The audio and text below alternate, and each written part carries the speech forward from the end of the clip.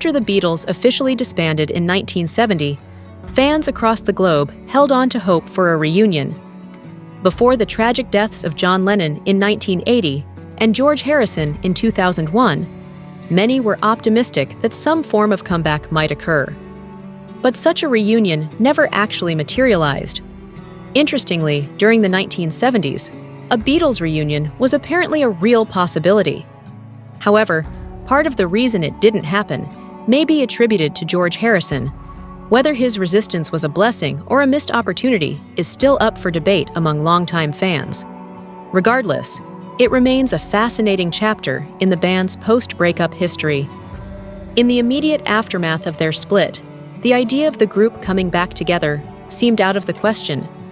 The members were at odds, entangled in legal battles, and even took jabs at each other through their solo music, most notably Paul McCartney and John Lennon. The situation was chaotic. Over time, tensions cooled, and each Beatle began producing acclaimed solo material. As things stabilized, speculation about a potential reunion began to circulate.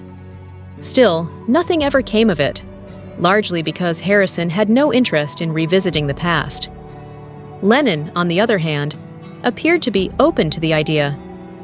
He suggested that if the opportunity to make music together presented itself, he wouldn't be opposed, emphasizing the importance of the music over any formal reunion.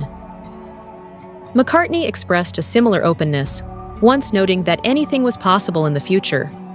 Harrison, however, was more dismissive. In 1979, he criticized the public's fixation on a reunion, remarking that fans seemed more interested in reliving their own nostalgia than considering the band members' well-being. He implied that people were using the Beatles as an escape and showed little regard for what the group had endured.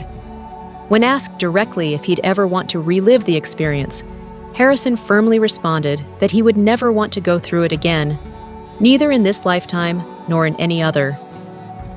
Years later, in 1986, following Lennon's death, Harrison was asked on television about the idea of a reunion featuring the remaining three members. He was quick to dismiss the notion once more.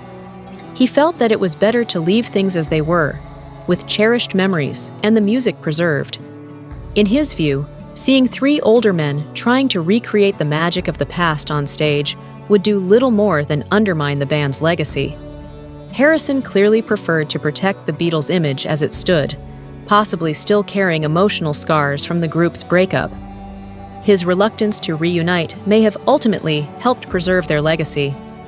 While some fans were understandably disappointed, one could argue that a reunion might have risked diluting the powerful impact the Beatles left behind.